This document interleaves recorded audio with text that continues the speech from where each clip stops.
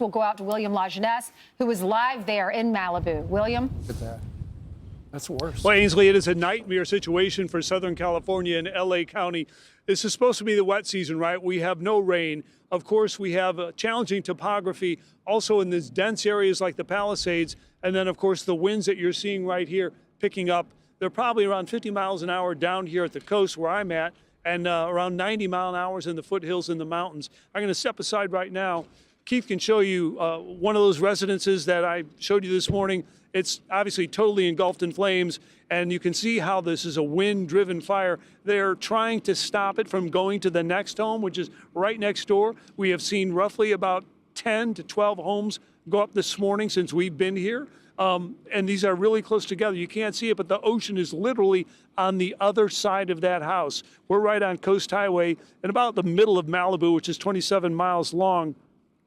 We have, as you mentioned, about 3 major fires burning in 5 areas around Southern California. It began yesterday in a residential area in the Palisades, Pacific Palisades neighborhood, and then with staggering speed with these winds, it just kicked going over several different fire breaks, Topanga Canyon, and to the south, also into Santa Monica. We have some sound here from a woman in the Palisades who witnessed what happened.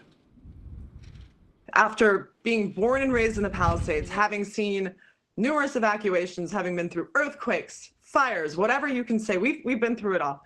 This was something I was never expecting. And up and down Coast Highway, a lot of power lines and posts are down. In fact, Keith is shooting one right now.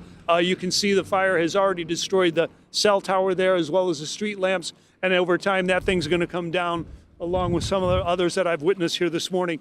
The scene you're seeing here is not unique by any means. Up and down Coast Highway on both sides, the ocean side, the windward side. And you can see right now the wind is just so unpredictable. Sometimes it's coming out of the north, sometimes it's coming off the ocean, and it's creating its own wind really, which is challenging for firefighters.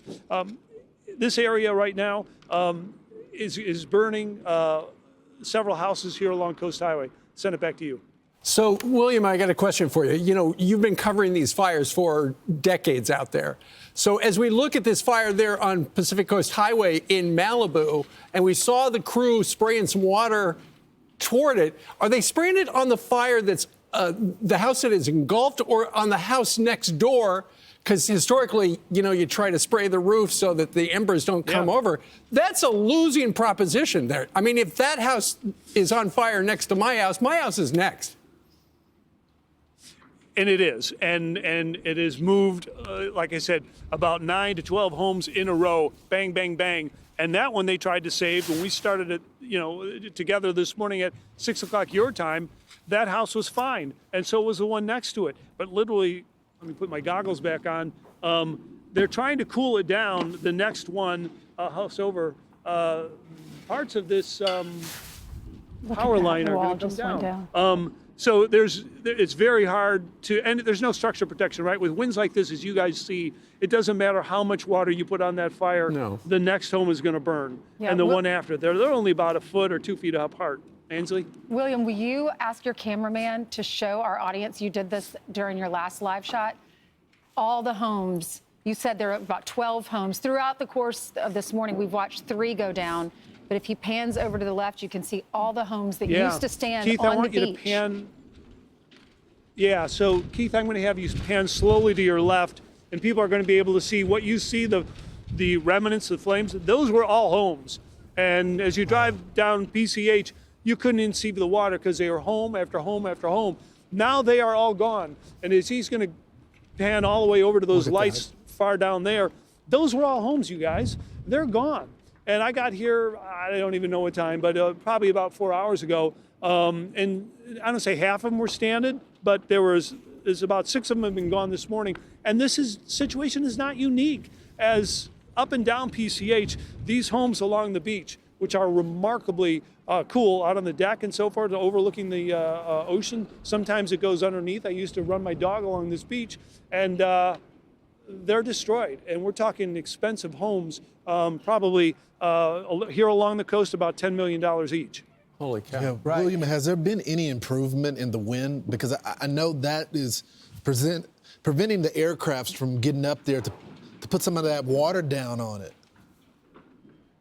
No, Lawrence, the winds have actually, they're very spotty, They're worse now than they were an hour ago, but it could go calm. So they're very speculative, and they come and go, and sometimes they're off the water, and sometimes they're off the windward side or the offshore breezes.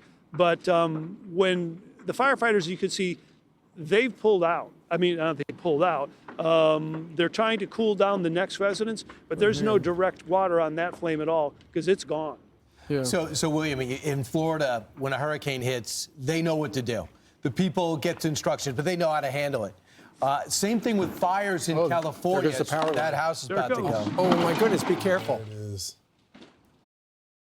Okay, yeah. Well, at least it went that direction and not this one.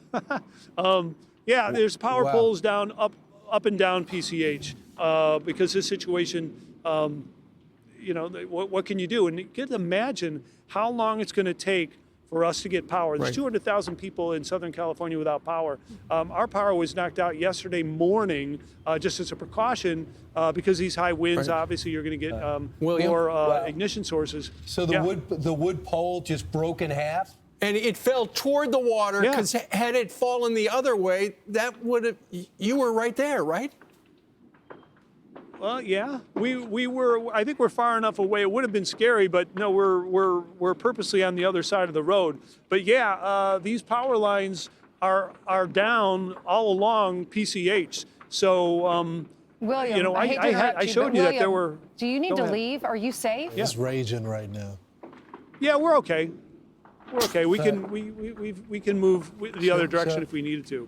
Right. So William, just a quick thing to finish my question. Where do these people go?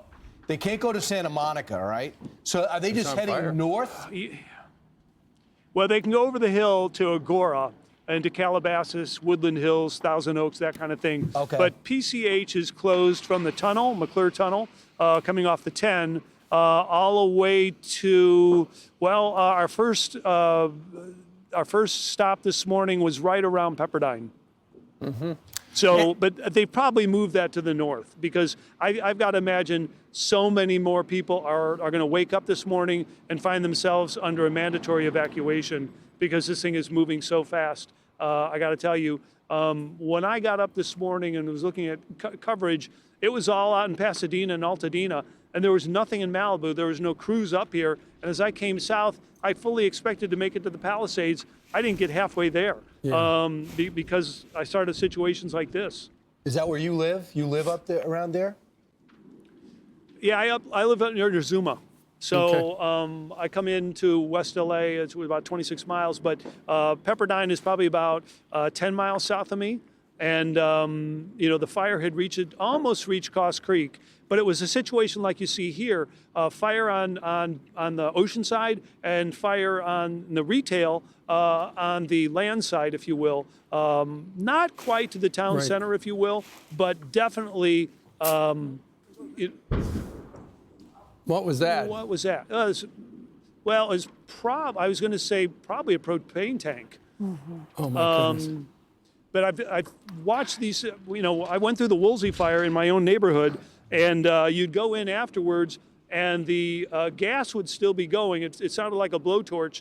The gas lines obviously haven't been cut off, or could have been, but they haven't been. And you'll see the gas running even when there's no house left. Can you imagine what the family's feeling if they're watching Fox, watching their house? They were estimating, William, that the peak winds would be between 10 p.m. last night and 5 a.m. This morning, which is your time right now out in Malibu.